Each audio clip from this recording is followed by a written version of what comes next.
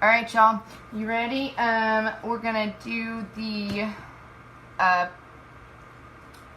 second to last part on the Wonder Woman cup. Now that the HTV has been applied, we're gonna put a light, and I say light, very emphasized, light coat over everything, because the epoxy will, the HTV is gonna soak up the epoxy, okay? So, I promise you, after this coat's done in about 3 or 4 hours, you'll see why I say light coat. Because if you do a thick coat, then it bulks over the HTV, and it is a pain in the butt to get to go away.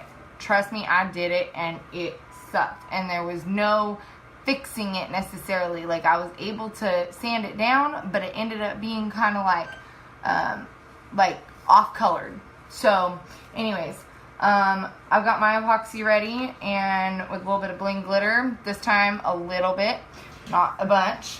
I'm gonna heat it up for the smoothest glass epoxy, and get all them bubbles out.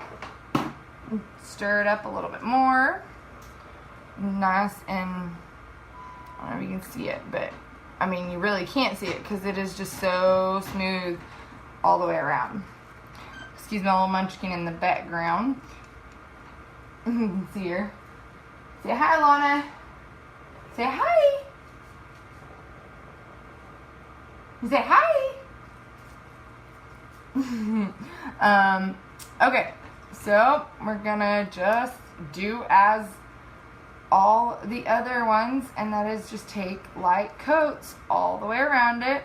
As I said, we're not going to do thick. On this coat, I do not put any on the bottom of the cup, unless it gets up there, and then I just kind of smooth it out. So, just one good glop of the epoxy, and just take it and smooth it as much as possible all the way around the cup. Make sure to get it on all of the HTV, just don't clump it on, because I promise you, if you get it too thick over the HTV, it will clump, it will make a lump on your cup, so it's like a little hill on your cup, and it doesn't look pretty, and like I said, it is hard to get to go away, and it never actually goes away, because it makes a very cloudy, like, you can tell that it was a mess up, really. And at this point, you've already got your design on, so you can't really cover it up. I do make sure to get inside of the star. But again, I'm not doing a thick coat. I'm not doing a bunch on here. I really wouldn't even have to put it on the turner if I didn't want to. Or if I couldn't. If I had cups on the turner. You really don't have to put it on the turner because it is that light of a coat, guys. Sorry if I seem like I'm, playing a tape over and over again, but I just want to make sure y'all understand not to put too much.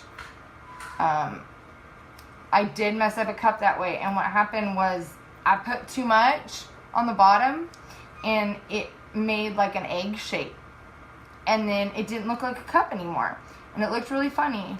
And it was really thick, and it looked off. And I ended up stripping it down back to stainless, and I actually did a cup with it the other day. I've done now 5 of these Wonder Woman cups, so it's became kind of a second nature for me while I'm putting all this on. And I'm not necessarily putting more on. It's not taking me long because I'm putting a lot on. It's taking me a while because I am making sure that it is very even all the way around the cup. As long as it's super even, which these silicone brushes do for you, your next coat, the last part to this wonderful series, will be it. You only need one more coat after this, even with it being raised. So while I'm smoothing all of this out, like I said, I don't put it on the bottom, but some got up there. So I think, and y'all in your comments, please tell me all honesty. I do a lot of different techniques, okay? A lot of techniques that people don't necessarily do. I kind of just have taken what I've learned and, you know, mashed it all together and made my own techniques for all the different types of cups. Spray paint, stencil where you see the stainless underneath, the alcohol ink, what else? I've got like 4 or 5 different styles and techniques of different types of cups, and the way that I do them. And I was told that I should really think about starting a YouTube channel, doing tutorials and stuff like that. My son said I should start a YouTube channel. And so I was thinking about it, but I want y'all's opinion. I mean, how much has these tutorials helped you? And is it something you would recommend to someone else?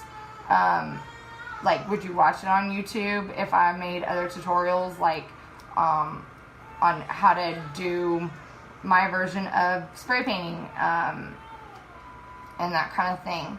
I'm just asking for honest opinion, if you guys would watch it or not, or if you would recommend it to people or not, if it's been helpful enough, like really helpful enough for me to actually, you know, take out the time and do all the different methods and do tutorials.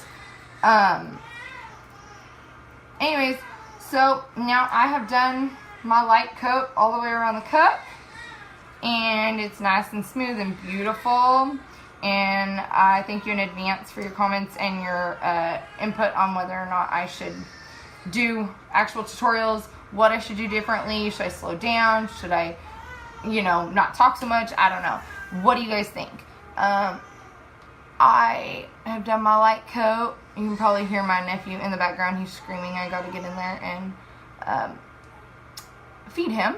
But anyways, so I'm going to put this on my turner, and I'm going to let it do 3 or 4 hours, and then I will do the final coat of epoxy, and we will be done. I guess that would be 5 parts total. Thank y'all for watching, and I hope that all these have been helpful.